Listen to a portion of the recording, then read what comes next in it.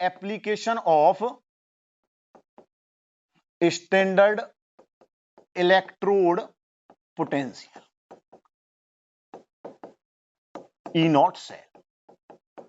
ठीक है ना। चलिए भाई, पहली जो एप्लीकेशन है वो आती है कि देख भाई, अगर मैंने तुझे बताया, ध्यान रखना, सबसे पहली एप्लीकेशन क्या है, कंस्ट्रक्शन ऑफ द सेल। अगर कभी भी तुझे चेक करना है कि ये सेल जो है, कोई भी पेपर में सेल दिख जाए और वो पूछने लगे कि भैया क्या ये सेल बन सकता है, क्या ये कंस्ट्रक्ट हो सकता है, तो उसके लिए सिर्फ ध्यान रखिए, आपने वैल्यू ऑफ ई नॉट निकालनी है, ई नॉट ऑफ सेल निकालनी है, और वो वैल्यू क्या होनी चाहिए, पॉजिटिव होनी चाहिए। अगर वो पॉजिटिव आती है तो वो सेल क्या हो जाएगा, कंस्ट्रक्ट हो जाएगा। बात समझ में आ रही है? इसी को अगर मैं एग्जांपल थ्रू बताना चाहूं तो मैं कहूंगा, सिंपल देख, तू एक बात देख, मैंने तो सिंपल एक सेल बना के दिया, Zn सॉलिड था, Zn2 पॉजिटिव था, गिविंग के Cu2 पॉजिटिव है, गिविंग के Cu सॉलिड है। ठीक है ना, ठीक है, यही मैंने तुझे सेल बना के दे दिया, और मैं कुछ तुझे गिवन डाटा दे रहा हूं। वो पूछेगा तुझे कि ये गिवन तेरे पास डाटा होगा, तुझे बताना पड़ेगा क्या ये सेल बन सकता है या नहीं बन सकता है। ठीक है ना, ठीक है ना। मतलब अभी मैंने तुम्हें बताया था कि ये इलेक्ट्रोकेमिकल्स में से कहूं तो ये इलेक्ट्रोकेमिकल जो सेल है ना तुम्हारे पास, या फुल सेल है जो भी है, उसकी क्या है, ये सेल रिप्रेजेंटेशन है। अभी अभी इससे अगला जो स्टेप सिखाने वाला हूं वो सेल रिप्रेजेंटेशन ही सिखाने वाला हूं, लेकिन अगर कैलकुलेट ई नॉट सेल के थ्रू कैसे बताना है कंस्ट्रक्शन ऑफ सेल, वो बता रहा हूं। देख भाई, मैं तुझे डाटा दिया, मैं तुझे डाटा क्या दिया, सिंपल, मैंने फिर तुझे वही डाटा दे दिया। Zn2 पॉजिटिव था, Zn सॉलिड था, माइनस के 0.76 वोल्ट दे दिया। सिंपल कॉपर 2 पॉजिटिव था, सिंपल कॉपर सॉलिड दे दिया। फर्दर में तुझे डाटा वही दे दिया, प्लस के 0.34 वोल्ट।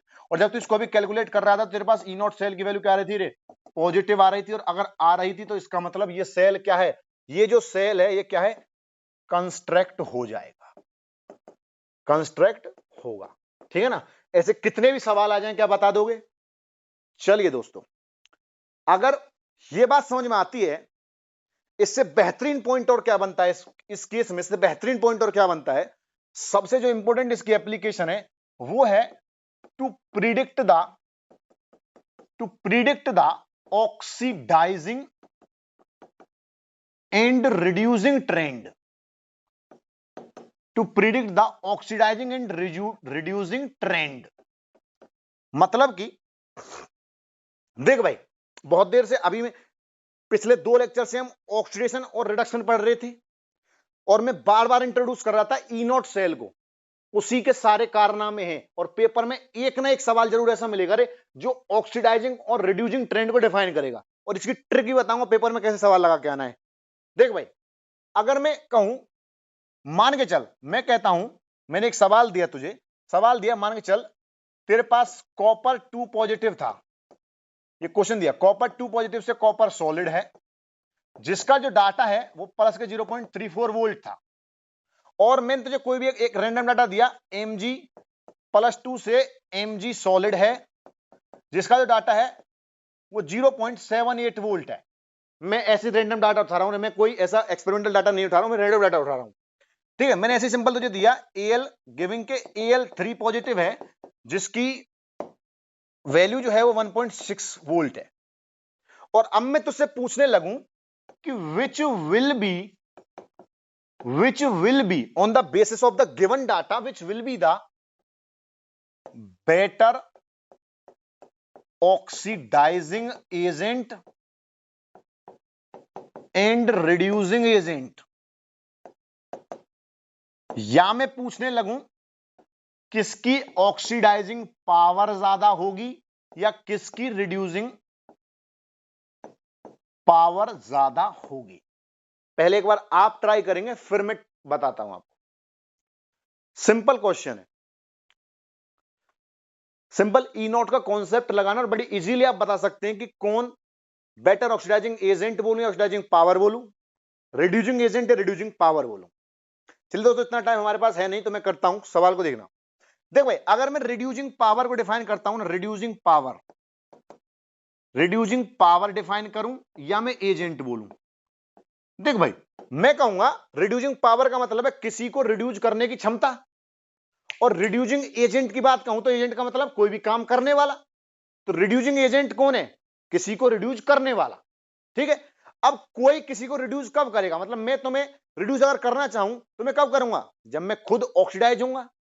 बात समझ में आ रही है? और अगर मैं खुद ऑक्सीडाइज होऊंगा तो मुझे खुद ऑक्सीडाइज करने के लिए क्या चाहिए? मुझे मेरा ज्यादा क्या होना चाहिए? ऑक्सीडेशन पोटेंशियल होना चाहिए। तो अगर कोई भी बेटर रिड्यूसिंग पावर होगी किसी की, कोई बेटर रिड्यूसिंग एजेंट होगा, तो वो कौन होगा?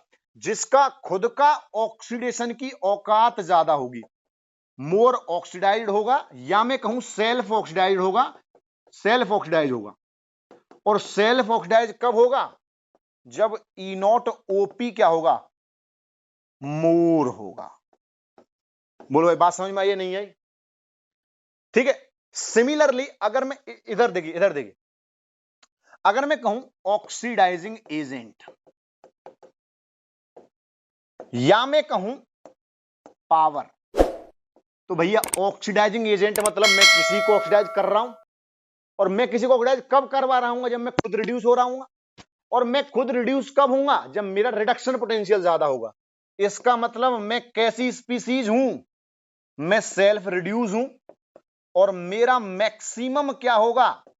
Reduction potential E not RP, standard reduction potential मेरा क्या होगा रे? मैक्सिमम होगा। बात समझ में आ रही है भाई? अगर मैं अब इस सवाल पे आ जाइए, सबसे पहले अगर कभी भी इलेक्ट्रोकेमिस्ट्री में डील करना है ना, सारी टर्म्स को एक टर्म में कन्वर्ट कर लो। कैसे करना है देखना रे, ट्रिक सीखते चलना। देख भाई, 2 पॉजिटिव से Cu0, इसका मतलब ई नॉट रिडक्शन गिवन है, ये ई नॉट आरपी गिवन है। Mg 2 पॉजिटिव से Mg, इसका मतलब ये भी क्या है? ई नॉट आरपी गिवन है। ठीक है भाई, सुनना। और ये क्या है मेरे पास? 0 से 3 पॉजिटिव, मतलब कि ये ई नॉट ओपी गिवन था, लेकिन मैं तो यार ई नॉट आरपी के साथ डील करना चाहता हूं। तो ये क्या है? ये तो है मेरे पास ई नॉट ओपी, और ये अगर मैं इसको -1.6 वोल्ट लिख देता हूं तो ये क्या बन गया मेरे पास? इसका ई नॉट आरपी। उस टाइम पे मेरी रिएक्शन क्या होगी रे? रिप्रेजेंटेशन क्या हो जाएगी? Al3 पॉजिटिव से Al सॉलिड। सारा कुछ तुम्हारे सामने है। क्या बोला मैंने? मैंने बोला कि अगर किसी को बेटर ऑक्सीडाइजिंग एजेंट या ऑक्सीडाइजिंग पावर चाहिए तो उसका reduction potential E not RP की वैल्यू क्या होगी? सबसे ज्यादा होगी। इसका मतलब इन तीनों में से ई नॉट आरपी की वैल्यू किसकी ज्यादा है रे? इसकी ज्यादा है। बात समझ में आती है? उसके बाद अगर मैं कहूं ई नॉट ओपी मोर चाहिए, इसका मतलब वो क्या होगा? रिड्यूसिंग एजेंट या रिड्यूसिंग पावर अच्छी होगी। तो ई नॉट ओपी किसका ज्यादा है? तो ओपी के साथ डील कर लो। यहां पे क्या हो जाएगा? ये ई नॉट ओपी इसका -0.34 वोल्ट है, इसका -0.78 वोल्ट है, और इसका तो गिवन ही था। तो ये बेहतर कौन है रे? ये बेहतर कौन होगा? Reducing agent. और ये बेहतर कौन होगा? ये बेहतर कौन होगा रे? Oxidising agent. Mg जो है ये कौन होगा बेहतर? Oxidising agent. और ये कौन होगा बेहतर? Reducing agent. लेकिन इसमें सबसे बड़ी दिक्कत ये पड़ती है कि बच्चों को यही समझ में नहीं आता अभी तक कि एनोड में जो रिएक्शन चलती है वो कहां से कहां चलती है। बात समझ में आ रही है ना? समझना, केस को समझो थोड़ा, केस को समझो रे, केस को समझो। देख, मैंने कहा कि किसी को ऑक्सीडाइजिंग एजेंट बनना है तो ये बात तो साफ है कि उसका रिडक्शन पोटेंशियल ज्यादा होगा। ठीक है भाई? और अगर उसका रिडक्शन पोटेंशियल ज्यादा होगा तो वो खुद क्या होगा? रिड्यूस होगा। और अगर वो खुद रिड्यूस होगा तो अब सीधी सी बात है, मैंने क्या बोला? अगर किसी का रिडक्शन पोटेंशियल ज्यादा है तो खुद रिड्यूस होगा, और अगर उसका रिडक्शन पोटेंशियल ज्यादा, सीधी सी बात है, वो जाएगा कहां पे? कैथोड पे जाएगा। और कैथोड पे जो रिएक्शन चलती है वो कहां चलती है? जैसे मैं भी एक एग्जांपल ले रहा हूं।